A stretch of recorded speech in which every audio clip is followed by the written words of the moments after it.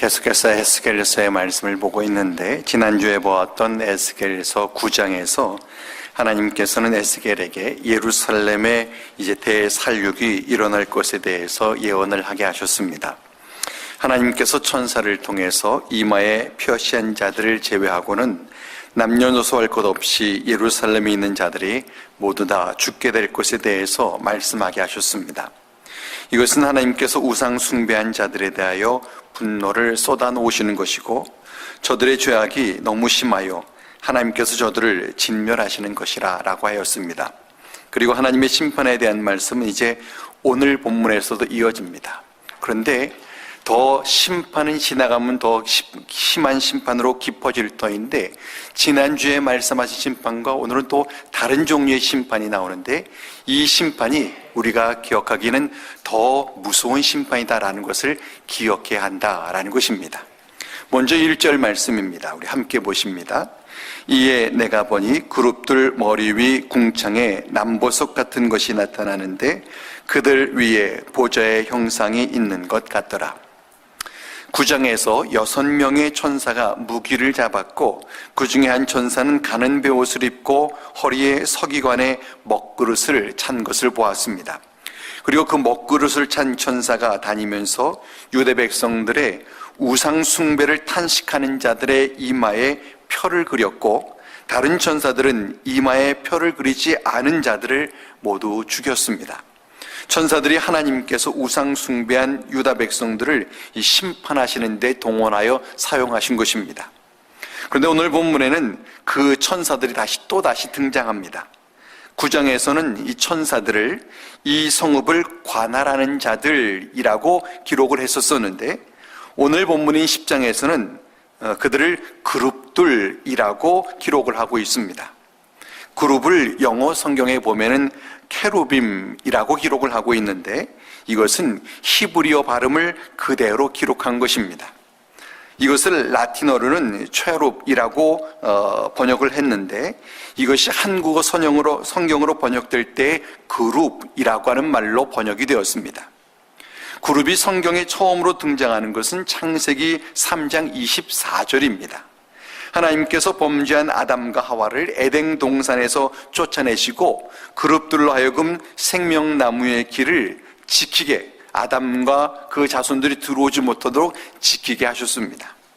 또 출애굽기 25장 18절에 보면 금으로 그룹 둘을 속죄소 두 끝에 만들게 했고, 출애굽기 25장 22절에는 거기서 이스라엘 자손을 위하여 하나님께서 모든 일을 이루시겠다라고 하셨습니다.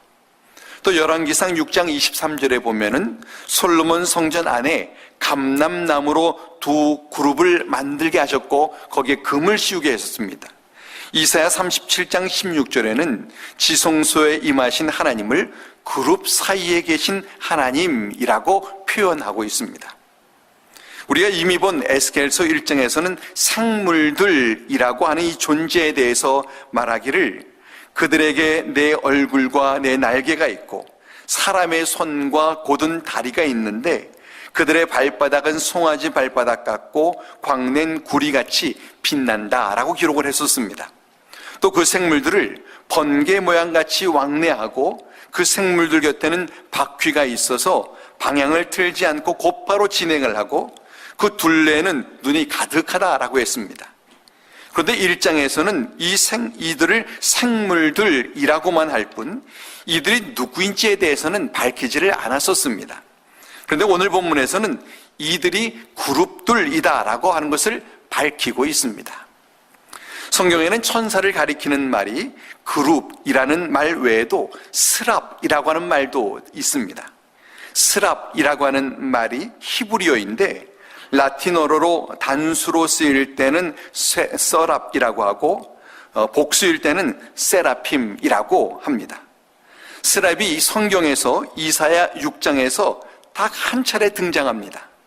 이사야 6장에 보면은 이사야가 우시야 왕이 죽던 해에 성전에 들어갔다가 하나님이 높은 보좌에 앉으신 것을 보았고, 스랍들이 하나님을 모시고 선 것을 보았다라고 기록을 하고 있습니다.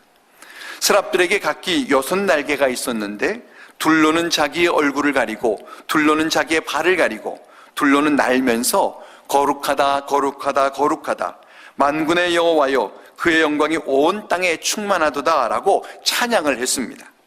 이사야가 이 광경을 보고는 나는 입술이 부정한 자인데 내가 만군의 여호와를 배웠으니 나는 망하게 되었다 라고 말을 하자 스랍 중에 하나가 부젓가락으로 제단에 핀 숯을 가지고 날아와서 이사야의 입술에 대면서 내 죄가 사하여졌다 라고 선언하기도 했습니다.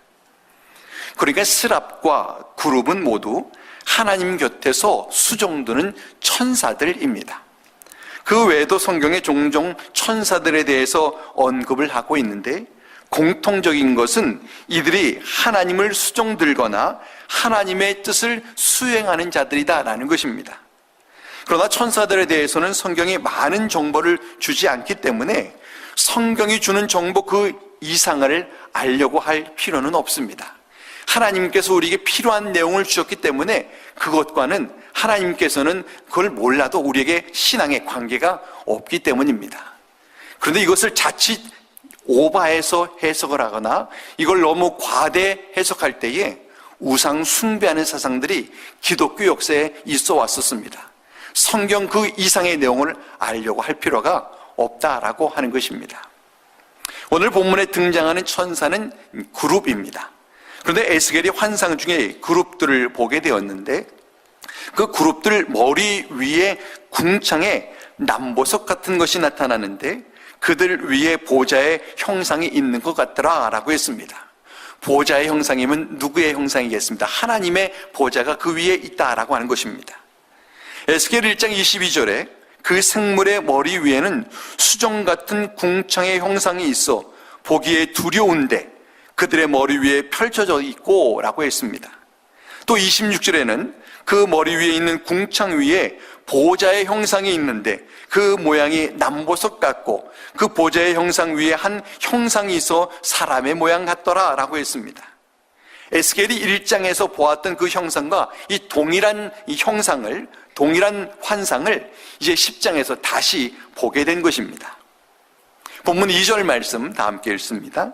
하나님이 가는 베옷을 입은 사람에게 말씀하여 이르시되 너는 그룹 밑에 있는 바퀴 사이로 들어가 그 속에서 숯불을 두 손에 가득히 움켜가지고 성읍 위에 흩으라 하시매 그가 내 목전에서 들어가더라.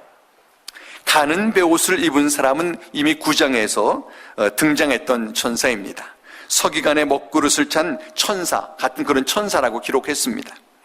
하나님께서 그 천사에게 그룹 밑에 있는 바퀴 사이로 들어가서 그 속에서 숯불을 손에 가득히 움켜가지고 성읍 위에 흩으라고 하셨고 그 천사가 하나님의 말씀에 따라 바퀴 사이로 들어갔습니다.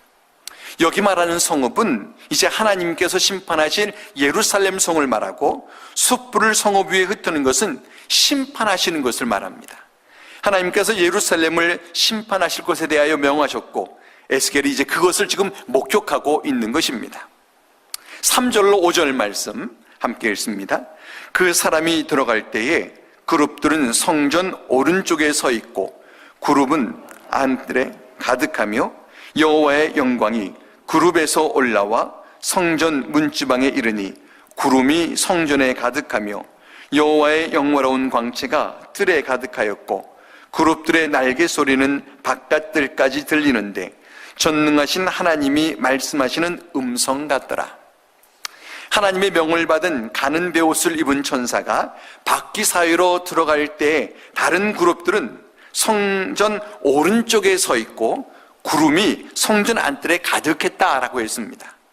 성경에서 구름은 종종 하나님의 임재를 나타내는 상징으로 사용되곤 합니다. 그래서 여호와의 영광이 구름에서 올라와 성전 문지방에 이르자 구름이 성전에 가득하고 여호와의 영화로운 광채가 뜰에 가득했다라고 기록을 하고 있습니다. 우리가 지난주에 보았던 9장 3절에 그룹에 머물러 있던 이스라엘 하나님의 영광이 성전 문지방에 이르더니 라고 했습니다. 그룹에 머물러 있었다는 것은 하나님의 영광이 지성소 안에 있는 속죄소의 그룹 모양 사이에 계셨다라는 것입니다. 그런데 하나님의 영광이 이제 그 지성소를 떠나 성전 안뜰에 있는 문지방으로 옮겨진 것입니다. 이때 그룹들의 날개 소리가 바깥들까지 들리는데 그 소리가 마치 전능하신 하나님께서 말씀하시는 소리 같았다라고 했습니다. 하나님께서 성전 안에 있는 지성소에서 떠나시는 것이 점차적으로 그려지고 있는 것입니다. 6절로 8절 말씀 함께 읽습니다. 하나님이 가는 베옷을 입은 자에게 명령하시기를 바퀴 사이 곧 그룹들 사이에서 불을 가져가라 하셨으므로 그가 들어가 바퀴 옆에 섬에 그 그룹이 그룹들 사이에서 손을 내밀어 그 그룹들 사이에 있는 불을 집어가는 베옷을 입은 자의 손에 주매 그가 받아가지고 나가는데 그룹들의 날개 밑에 사람의 손 같은 것이 나타나더라. 하나님께서 가는 베옷을 입은 천사에게 바퀴 사이에서 불을 가져가라 하셔서 이 가는 베옷을 입은 천사가 바퀴 옆에 이제 섰습니다. 그러자 한 그룹이 그 그룹들 사이에서 손을 내밀어서 불을 집어 이 가는 베옷을 입은 천사에게 건네주었습니다. 그러자 그가 불을 받아가지고 이제 나가는데 그룹들의 날개 밑에 사람의 손 같은 것들이 나타났다고 했습니다. 그룹들이 하나님의 명령에 따라서 열심히 일하고 있는 모습들을 그리고 있습니다. 9절로 12절 말씀 제가 읽겠습니다.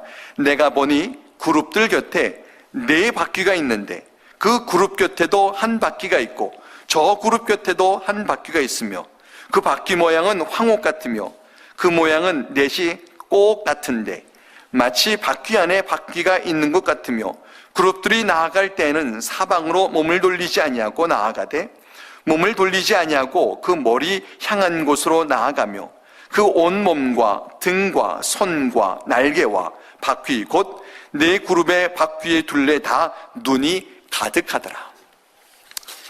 여러분이 이 내용의 모양이 머릿속에 지금 그려지십니까? 참 하여튼 상상하기 어려운 이 내용들입니다.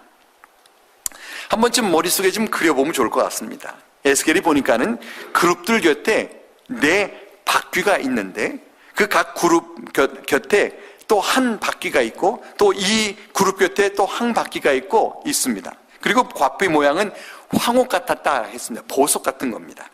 그리고 그 바퀴 모양은 넷이 똑같은데 마치 바퀴 안에 바퀴가 있는 것 같다라고 했습니다.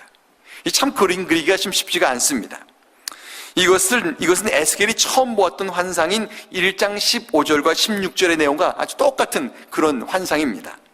1장 15절과 16절에 내가 그 생물들을 보니 그 생물들 곁에 있는 땅 위에는 바퀴가 있는데 그 네 얼굴을 따라 하나씩 있고 그 바퀴의 모양과 그 구조는 황옥같이 보이는데 그 넷은 똑같은 모양을 가지고 있으며 그들의 모양과 구조는 바퀴 안에 바퀴가 있는 것 같으며 라고 했습니다. 그룹들이 나아갈 때에 이 사방으로 몸을 돌리지도 않고 그 머리 향한 곳으로 그냥 나아갑니다. 그룹들이 하나님의 뜻에 따라서 아주 일사불란하게 그리고 신속하게 움직이는 모습을 보이는 것입니다. 이처럼 그룹들이 지금 어디론가 이동한다라고 하는 것은 하나님께서 이동하신다라는 것을 나타내는 겁니다. 또 그룹들의 온몸과 등과 손과 날개와 바퀴에 둘레 눈이 가득하다고 했습니다. 그룹들의 몸 이곳저곳에 눈이 가득하다고 하는 것은 하나님께서 세상의 모든 것들을 감찰하신다라고 하는 겁니다.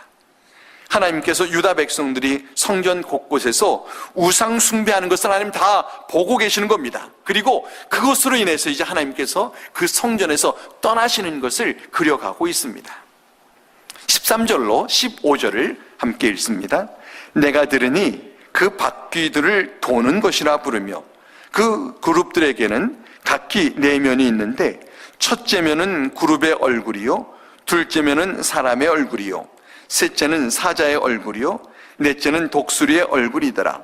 그룹들이 올라가니 그들은 내가 그발 강가에서 보던 생물이라. 에스겔이 그 바퀴들을 도는 것이다 라고 하는 것을 들었습니다. 부르는 것을 들었습니다. 그 바퀴들이 하나님의 명령에 따라서 일을 한다는 겁니다.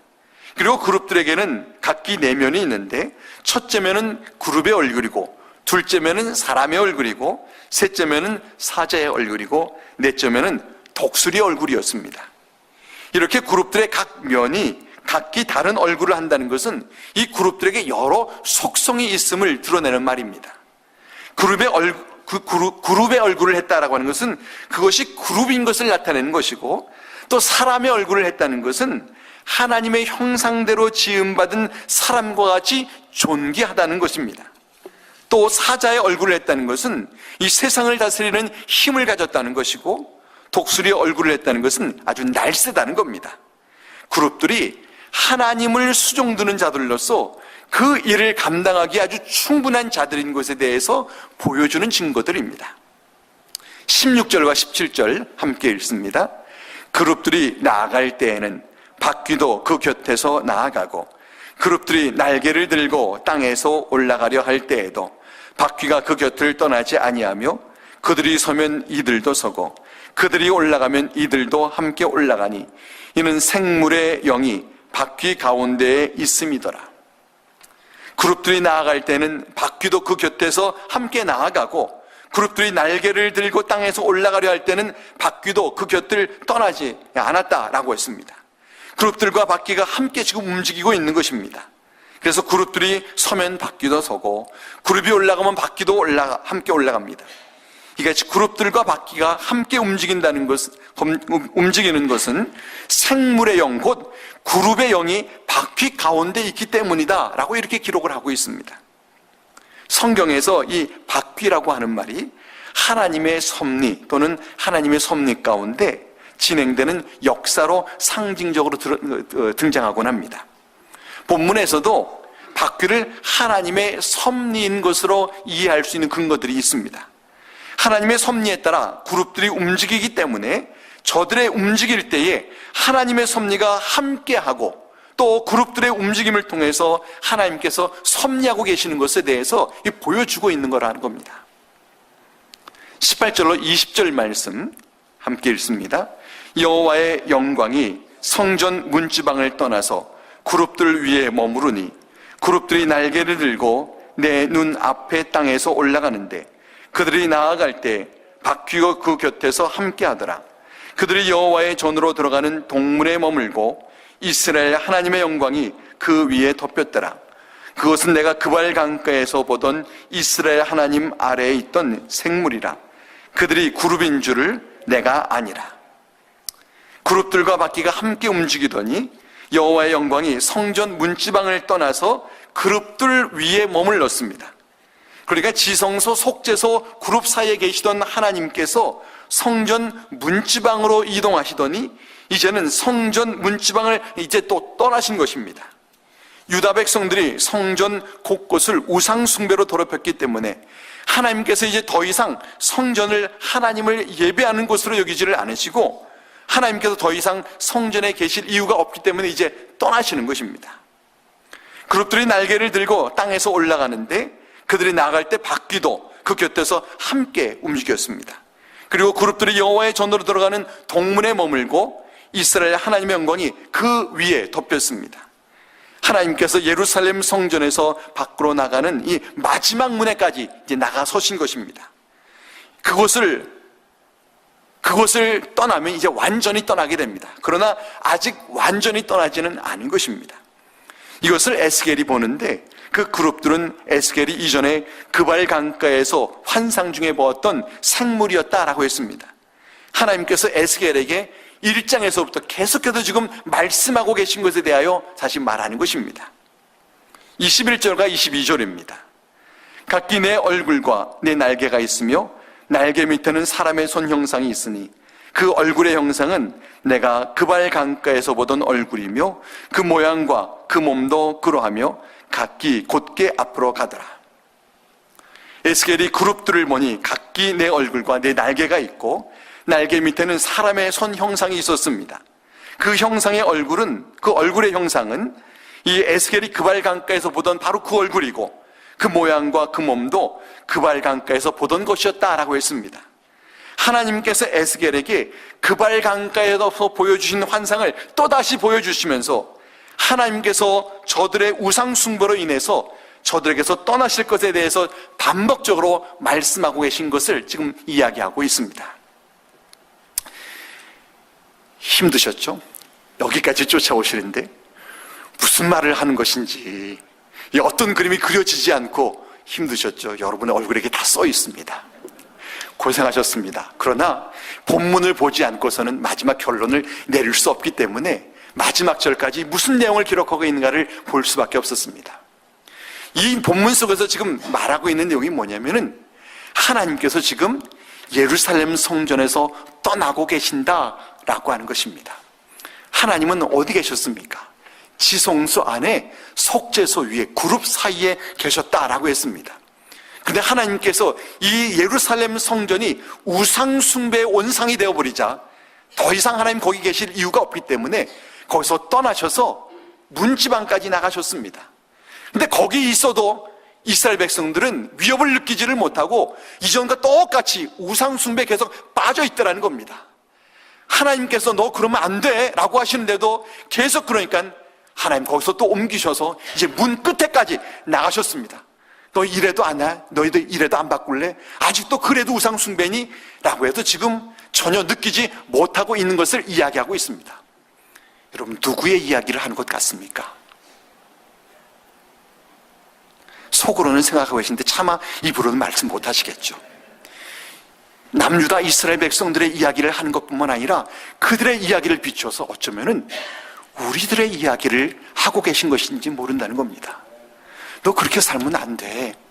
하나님 말씀대로 하나님과 함께하며 네 몸이 성전인데 성전답게 하나님 모시고 살아야지 라고 말씀하시는데 끄떡끄떡은 하면서도 한 귀로 굽고 한 귀로 흘려버리는 삶을 살고 있을 때 하나님께서는 한 걸음 떨어져 나가서 너 그러면 내가 널 떠날 수밖에 없어 라고 말씀하신다는 겁니다. 그래도 네네 하면서 또 듣는 척하면서 전혀 마음으로는 안 들을 때 하나님 더 멀리 가셔서 나 정말 떠나는데 너 괜찮겠니? 라고 말씀하실 수밖에 없다는 겁니다. 하나님께서는 지금 말씀하시는 겁니다. 떠난다고. 여러분, 하나님께서 떠나면 어떻게 될까요? 하나님께서 사람을 창조하실 때에 하나님의 형상대로 창조하셨습니다. 하나님의 형상대로 창조했던 게 뭘까요? 하나님께서 우리와 똑같이 눈, 코, 입을 가지셨다는 걸까요? 결코 그것은 아닙니다. 하나님께서 자기의 형상대로 사람을 만드셨다는 것은 우리 안에 하나님과 교통할 수 있는 영을 주셔서 영적 존재로 만드셨다는 겁니다. 그렇기 때문에 하나님과 교통할 수 있습니다. 그런데 하나님 떠나시면은 하나님과 영적 단절입니다. 여러분, 하나님과의 영적 단절이 무엇입니까? 곧 영적 죽음입니다. 지금 죽음 위기 앞에서 말씀하시는데도 전혀 심각함을 모르고 있는 것을 이야기하고 있습니다. 죽은 자는 아무것도 느낄 수 없듯이 하나님과 단절되면 하나님의 사랑도 은혜도 느낄 수가 없습니다. 하나님의 사랑과 은혜를 누릴 수 없다면 그것이 바로 형벌 중에 가장 무서운 형벌입니다. 하나님께서는 저들을 죽이는 것보다도 더 무서운 형벌, 내가 너희를 떠난다 라고 지금 말씀하시는 무서운 형벌에 대해서 이야기하고 계신 것입니다. 그러므로 우리는 하나님과의 관계 회복을 위해서 성전된 우리 몸을 거룩히 해야 합니다. 우리 몸을 성전되지 못하게 하는 것이 있다면 그것을 이제는 포기하고 내려놓아야 합니다. 여러분의 몸을 성전되지 못하게 하는 것, 우리가 나열하지 않아도 우리가 가만히 생각해 보면 얼마든지 알 수 있지 않습니까? 하나님을 예배하는 것에 최선을 다해야 하고 나의 삶에 하나님의 말씀이 선포되고 그 말씀이 묵상되고 그 말씀이 순종되는 삶을 살아야 하고 내 입에 찬양과 감사가 있고 하나님께 대한 기도가 있어야 합니다. 우리가 매일 점검해야 할 것은 혹 내가 지금 하나님과 멀어지고 있지는 않은가, 하나님 외에 다른 것이 하나님의 자리에 들어와 있지는 않은가 살펴야 합니다. 유다 백성들도 어느 날 갑자기 하나님 잘 섬기다가 하룻밤 잠자고 났더니 획가닥 돌아서서 저들이 그렇게 된 것이 아니라 조금씩 병들어가다가 하나님의 말씀대로도 전혀 귀에 들어오지 않을 지경까지도 이르게 되는 것을 이야기하고 있는 것입니다. 그렇기 때문에 우리는 하나님을 섬기는 것에 있어서는 조금이라도 양보하지를 말아야 합니다.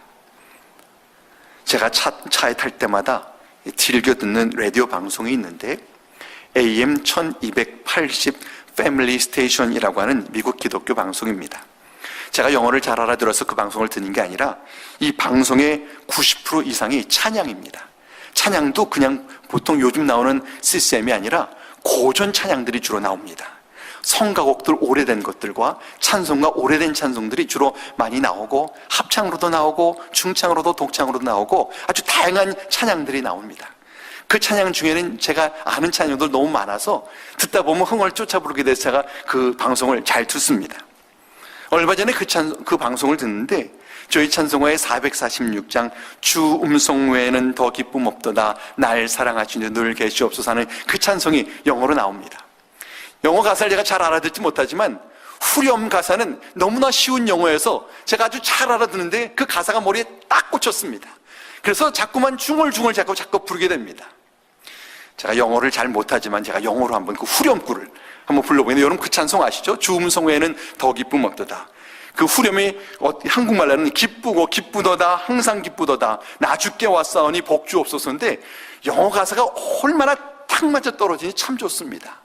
I need thee, oh I need thee, every hour I need thee, oh bless me now my Savior, I come to thee.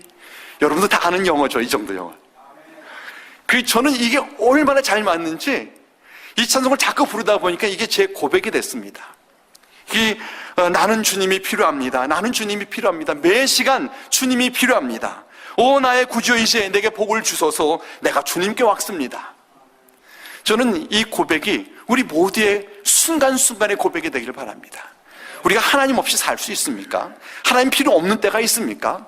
하나님 없이는 잠시도 살 수 없고, 하나님 필요 없다라고 하면 그때 우리는 영적으로 죽은 존재가 되기 때문에 하나님 없이는 살 수 없는 그런 존재들입니다. 저는 우리 모두가 매 순간 이런 고백할 수 있기를 바랍니다. 하나님, 나는 하나님 필요합니다. 내가 주님께 나왔습니다. 내게 복 주시옵소서. 나와 함께 하시옵소서. 매일 매 순간 하나님께 하면서 절대로 우리가 하나님을 떠나지 않고 하나님도 우리 떠나지 않는 그런 삶을 살게 되기를 주의 이름으로 간절히 축원합니다. 지금 우리 함께 기도하기 바라는 것은 내가 주님을 가까이 함으로 인해서 결코 내가 주님과 떨어지지 않기를 위해서 기도하기를 바랍니다. 매 순간순간, 매 시간 내가 하나님과 함께하고 하나님 필요합니다라고 해서 내 입에서 찬양이 나오고 감사가 나오고 내 생활에 예배가 중심이 되고 내 삶 속에 정말 순간순간이 기도가 이어지는 그런 삶을 살아서 내가 주님과 가까이 할 뿐만 아니라 주님의 영이 언제나 나의 안에 충만하게 거해서 내가 성령 충만하여 주님과 함께하는 삶을 살 수 있기를 위해서 이 시간 우리 함께 기도하기를 바랍니다. 함께 기도하시겠습니다. 살아계신 하나님 아버지, 하나님 우리가 주님을 늘 함께 가까이 하기를 원합니다. 하나님 절대로 우리가 하나님을 떠나지 말게 하시고 우리 마음속에서 하나님 외에 다른 것을 심지 않고 오직 하나님이 나의 주인 되심을 강하게 심어서 매 순간 매 시간마다 내가 하나님 필요합니다, 하나님 없으면 내가 살 수 없습니다 라고 하나님께 꼭 붙어있는 삶을 살 수 있도록 주님 도와주시기를 간절히 바라고 원합니다. 그래서 주의 영이 언제나 내 안에 가득 풍성하여서 성령으로 충만하여서 내가 하나님과 늘 동행하고 하나님과 늘 함께하는 것을 늘 느끼며 살아갈 수 있는 우리의 삶이 되도록 도와주시옵소서. 하나님 떨어져 있기 때문에 우리 엉뚱한 생각하고 하나님 떨어져 있기 때문에 하나님 아버지 예배 드리는 것이 지루하기도 하고 하나님 떨어져 있기 때문에 기도가 힘들고 기도가 안 나오고 불평과 불만 나오고 하는 것들이 나오는데 하나님 아버지 우리로 하여금 하나님과 떨어지지 않도록 도와주시고 그래서 하나님의 사랑과 은혜가 매 순간순간 깊이 깨달아 느껴지는 삶을 살 수 있도록 주님 도와주시옵소서. 예수님의 이름으로 간절히 기도합니다. 아멘. 살아계신 하나님 아버지, 이스라엘 백성들이 성전을 엉뚱하게 사용하고 예배가 망가지고 저들이 하나님과 관계가 무너질 때에 하나님도 어쩔 수 없이 성전을 떠나겠다고 말씀하실 수밖에 없는 이 모습을 보면서 하나님 우리들의 모습도 봅니다. 하나님 아버지, 우리의 생활 속에 정말 성전된 모습들이 너무나 희미하고 심지어는 예배 드려야 할 그 시간조차도 바로 예배를 드리지 못하는 우리들인 것을 고백하면서 바로 에스겔이 보았던 그들의 멸망이 우리들의 멸망을 눈앞에 보는 것임을 우리가 고백을 합니다. 하나님 아버지, 우리가 매 시간 매 순간 하나님을 가까이 하게 도와주옵소서. 하나님의 말씀을 묵상하고 예배를 사모하고 예배를 준비하고 내 마음속에서 내 입속에서 정말 하나님 찬양하는 마음이 흘러나오고 그리고 내 생활 속에서 말씀 적용하기 위해 애를 쓰는 삶을 살면서 내 몸이 예배당이 되게 도와주고 성전이 되게 하시고 내가 나와 예배드리는 이곳이 정말 성전되게 하는 그런 삶을 살아서 우리 주님과 언제나 밀착되어 있는 삶을 살게 하여 주옵소서. 내 안에 성령으로 충만하여서 하나님 없이는 한시도 살 수 없는 것을 늘 경험하는 삶을 살게 하여 주시옵소서. 예수님의 이름으로 간절히 기도하옵나이다. 아멘.